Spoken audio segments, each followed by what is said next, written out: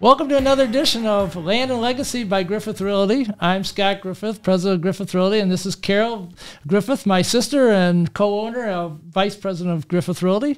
And today we're really pleased to be able to introduce Eileen Zilch, the executive director of Community Catalyst. And with that, because Community Catalyst, though being here quite a while and doing some significant things, doesn't seem to be as well known, I'm going to ask Eileen to talk a little bit about the company and the mission, and that way everybody will have a good idea about them. So Eileen, welcome. Thank you for being here. Yeah, thank you so much to both of you. So tell us about Community Catalyst. Yeah. So first of all, Community Catalyst is a nonprofit, and we have been in Livingston County for a little over 7 years. Our mission is to serve lower income people, seniors, veterans, people who have in the past been homeless, but basically anybody that falls into that lower income category are people that we're looking to serve, specifically through housing and services. And services for us can be broad, but it's not the social worker, case manager kind of service that we do. Where we've kind of evolved into would be workforce development. And Community Catalyst almost exclusively, not exclusively, but almost exclusively does work in partnership with other organizations. So when I say almost exclusively, we just launched an initiative, actually Tuesday here in Livingston County, called Housing Catalysts. And that initiative is very specifically to, over the next 5 to 7 years, develop and implement a smart work plan to bring more housing into the county that people can afford. And so we view ourselves as kind of the creator, inventor, and lead organization for that. But again, we're not doing it on our own. We have several other organizations who are coming alongside us who are our partner organizations in the initiative. So almost everything that we do is in partnership with another organization. And kind of along that line, about 3.5 years ago, we determined that we actually felt very sad. We had done a lot of projects, helped a lot of people, but we hadn't done one project in Livingston County. And our board came together and said we need to fix that. So we actually created a second nonprofit. So not only do we partner with other organizations, we also create additional nonprofits that we partner with. And more companies. Exactly. So we created Community Catalyst Development Company very specifically to focus on housing that people can afford in Livingston County. Even your headquarters is fairly new. It's been there a couple of years, but it's on Grand River in Howell, not too far from down. It's pretty much downtown. It's in the first area before downtown, and you create housing in your own offices, right? That's correct. So that was our first project here in Livingston County. We bought the old Howell frame shop that a lot of people knew. It was there for 40 years. So we bought that building, did a complete rehab of the building, and created our first 2 affordable apartments in Livingston County. And then the second project that we did, we actually started it as we were halfway through the rehab of our first building. We bought a second building in downtown Howell, and we did this project in partnership. So you'll see a theme here, in partnership with another nonprofit called Recovery Advocates in Livingston. And we did a recovery house in downtown Howell for 6 gals who are working to solidify their sobriety. And then they go from the recovery house into permanent housing that they can afford. Our third project, again in downtown Howell, came to us through another local nonprofit, the Connection Youth Services. And those folks work with homeless youth. And they have an intensive program for kids. And this part just breaks my heart because I have an 18-year-old son. But they're dealing with kids that are 17, 18, 19 years old who usually through no fault of their own are homeless. And so what they do in the intensive life skills program is basically teach these kids how to be an adult. They help them get a job. They teach them how to budget. They teach them how to cook. They teach them how to live on their own, how to do laundry. I mean, just an amazing program. they came to us and said, hey, we have a building that our youth who are in this intensive life skills program live in, and it's going to be sold. And our kids are going to be back out on the street. Can you help us? Would you consider buying the building? And I was like, oh my gosh, of course we want to buy it, but you got to look at it. You got to find the price of it. And amazingly enough, we were able to work it out. So we purchased the building, and we've been doing something that we've not done before. Kind of as the youth move in and out of the building, we're trying to get in and do different fixes, different upgrades, that kind of thing. Typically, we buy something, rehab it, and then people move in. But that wasn't the story here. And obviously, we don't want to displace the youth at all. So they live there. When they're able to move out, then we try to scurry in and do a few things. And what kind of turnover do they have? Just out of curiosity. I mean, is it like somebody moving out all the time? No. Do they stay there for quite a while? The youth stay a couple months. Okay. And get the training that they need to. And the goal is as quickly as they're able to get them out into the world, let them be an adult.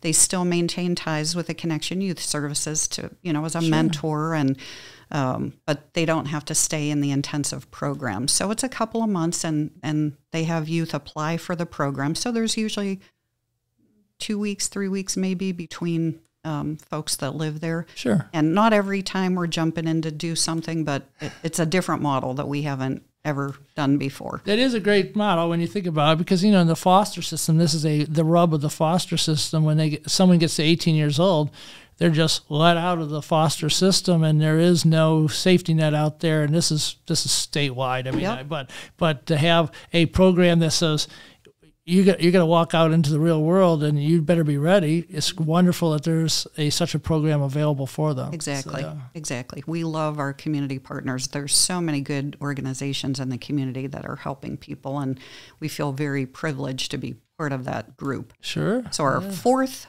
project that we just completed, actually the first week of June, is Bethel Suites. Again, something that we've never done before. It's a transitional housing project, and we have created 14 units in the former Crest Motel. So we did take it down to the studs rehab on that $1.5 million investment in the rehabilitation of that.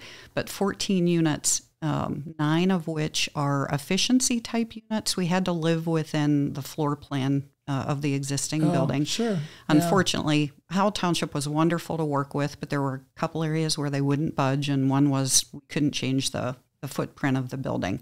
So we were able to go from 11 units to 14 units because they allowed us to take a very large garage and turn it into living space.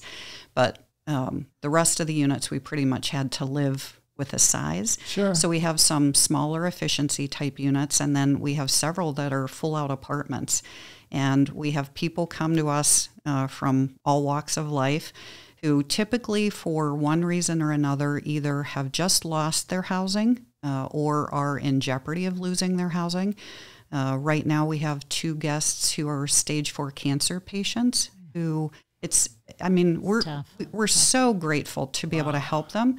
Obviously not able to work. They're, getting treatment for their cancer. Their prognosis isn't good. And we're basically helping them in their end stage of life because they're up and about at this point, but they're not able to work and can't afford. Yeah. Makes me sad. Can't afford the housing that they were in. Yeah, what a tough situation to be in, right? Oh my goodness. Yeah. And we have families with young kids who, again, rent increased, couldn't afford it, couldn't find anywhere else to live, and they're able to come and stay with us and get themselves stabilized in a beautiful environment. We provide food for our guests. One of the things it's amazing. I followed it just from following the communication. How quickly did you did a rehab in a remarkable amount of time? I mean, the time was compressed to an amazing degree. I can remember you talking about buying it, and I mean, you had occupants in there. I don't know how many months after you bought it did you start moving people into their apartments? In less than a year. So it was a phenomenal time that you crushed that out. And yes, we closed on the purchase at the end of May of 22, and we started serving our first guests at the end of April of 23. That wasn't exactly the plan. We wanted to be done sooner, actually.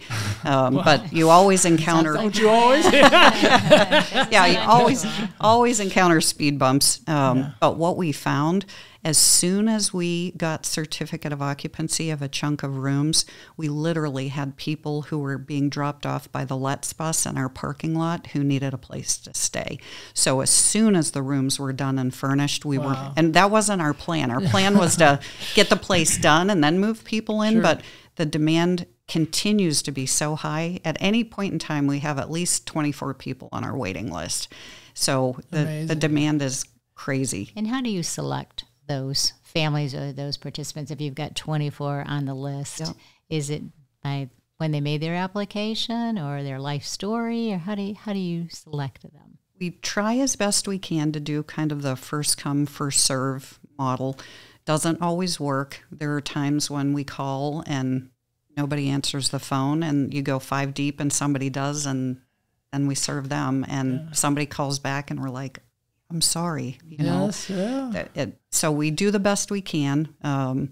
There are times when we'll call someone and they'll say, I was able to work it out. I found a place to live. And so we rejoice with them and go to the next person. But good news story. Yeah, but it is hard. And it's hard to see the walk that some of our folks are going through, which is why we feel like it's such a privilege to be able to serve them. Sure. Are we able to help every single person get, move from Bethel Suites to housing that they can afford? In many cases, yes. In some cases, their family steps in. So it's not always a sad story. Right. But the thing that's exciting for us is we've had several victories since we've opened, and we've had several people move into their own permanent housing that they can afford. Oh, that's great. And that it isn't to our credit, other than, yes, we are helping them. But there are so many other organizations in the community that are partnering with us and come on site to meet with our guests, to help them. We have churches that come in, do weekly barbecues for our guests to help to create community, to introduce them to mentors that can help them. So this isn't about us. It's about the community really rallying to help these folks. That's great. Yeah. And so now, Eileen, you've been the director for how long? Since the beginning. Okay. And full disclosure, I worked full-time for another nonprofit, Spring Hill Camps, which is a Christian camp for kids. I was going to say, I remember you came from Spring Hill. I was going to let you tell us that. But yes, that's cool. A lot of people know Spring Hill from their kids' experiences. Yeah, isn't that cool? Yeah, and so worked for Spring Hill for about 10 years. Was approached to help get this organization started. Sure. And the first 3 discussions were no, because I was so busy with what I was doing at Spring Hill. And then I really felt, as a Christian and a believer in God, really felt like God said, hey, get over yourself. I want you to do this. I was like, oh my gosh, I got so much else to do, but okay. And so I helped to get the organization started as the executive director part-time on top of my full-time Spring Hill job. And I did that for about 3 years. Wow. And then we were at the point where we were ready for me to be full-time. I was ready to move on from Spring Hill. Everything just worked out. And, that's good. Yep. That's great. And so that, to me, and that was about 4 years ago, to me, that's when we really started hitting it. I'm sure you got to put your full force in that. Exactly. Exactly. Yeah. That's great. Well, I knew the background a little bit, so I wanted the world to know. So that's good. That's really, really good. And so you've got this you've done these amazing projects. You're really rolling. So talk about, it sounds like you got board of directors, and I assume they help you vision the future here. What's the near-term future of the projects? What do you see? So we actually have 2 boards because we have 2 nonprofits. Of course. So okay. 2, and we have this coming Saturday, our annual strategic planning meeting. Well, that was a timely question. So your question is very timely. So for Community Catalyst, our big initiative is the Housing Catalyst initiative, trying to bring more housing that people can afford to the county. So that is not going to be a insignificant task. So that is definitely going to be the focus for Community Catalyst for the near term. For the development company, I've alluded to this over the course of probably the last 6 to 9 months, but we're really going to be focusing on this as we move into 2024, is working to develop a tiny home community here in Livingston County. Oh, cool. We very much would like to do a rent-to-own model because so many folks don't have the money for a down payment. When they're in that lower income category, they're just living month to month and doing the best they can. So if we can put them in a situation where they're making a rent payment and we're able to take a portion of that rent payment, put it into an escrow account for them over the course of 5 to 7 years, Sure. they can then be seamlessly transition with the same payment from renter to homeowner. So we're very excited about that concept. Everything is still in the development phase right now, though. So is that exactly where we're going to land? Still working out the details. Yeah. So we'll see. But that is definitely going to be our focus for the development company. I know Carol's done for the realtors a study a few times about the affordable housing issues, and trying to get that to be an attention. And we always come back to density being a solution, because you need density. To have density, you need to have infrastructure, which typically means sewer and water. Right. So we've got, in the county as a county doesn't have as much sewer and water as everybody would think, because Exactly. we're on septics a lot out here, and zoning's always a conversation when people are used to seeing big open areas. So a lot of work ahead on those concepts, right? Yeah. So, Well, everything that you've just said is so material to what we're doing. right. There is only one municipality in Livingston County whose zoning permits tiny homes, and so that dramatically reduces our opportunity to select a piece of land. Yeah. Guess where we're going to have to look? Exactly. And then Hamburg we've already started working with Hamburg, and they've been amazing to work with. And they've given us this is the preferred area, because in order to do a community, you want to have it on water and sewer. And so when you look in Hamburg, you have about this much room to be able to do. And so we take Livingston County, we take it down to Hamburg, and then Hamburg has said, now water and sewer is here, so that's where you can choose from. So so many of these projects, when they're done, it's like, oh, wow, that was great, good job. But, oh, my goodness, to get the project to happen, it's crazy hard. Yes, yeah, and again, we're pretty spread out community, still evolving. We have every issue. We haven't gotten so populated or so dense that we're down to just a handful of issues. We got everything on the table, so it makes it challenging, right? Right. So yeah. But we're committed, and Sure. that's what it takes. We had a guest speaker come in to our launch of Housing Catalyst on Tuesday from the city of Jackson. And Corey and the team there in Jackson are just about to break ground on a new project. And it is so creative. They have spent so much time because they want to. Thank you for inviting me out. In disclosure, I was there, and it was fantastic. Yeah. What they've done is amazing as a municipality to be so committed to creating housing and putting basically their unused land back into service for housing for the residents is amazing. Exactly. And I talked to the guys after the session that we did, and it was their idea. They were that committed to serving their community that the folks that work for the city of Jackson said, we're going to get this done. And they worked probably behind the scenes about 2 years to do everything that needs to get done to create a new housing project. And the people that in the city of Jackson are going to be blessed with some beautiful homes at a very low cost as a result of all this 2 years of behind the scenes work. And they're not using, the typical low income housing tax credit, government that subsidy. Was the thing. Yeah, they got very creative. And to that end, the beauty of having them expose their project to us was that demonstration of, being committed and having creativity, you can get this done. Exactly. Right? Exactly. And we're very optimistic that here in Livingston County, we're 100% not going to do the same project. Their situation in Jackson is different than our situation here in Livingston County, but it can be done. Something can be done. Yeah. And so we're very optimistic that we're going to be able to take our creativity and come up with some programs that will, in the next 5 to 7 years, yield some housing that wouldn't have been developed otherwise. Well, given given Carol and I work in the world of the housing, and we'd like to be able to see, truly, we'd like to see everybody who comes to Livingston County be able to find a place to live. Right. It's very difficult right now to realize some people are just plain unable to live here because the structure, popularity, cost, you name it, And so, it's a wonderful, wonderful thing that you're doing. And for those who are here who are, as you say, housing challenged, to be able to have a way to solve that problem, what a great thing. Right.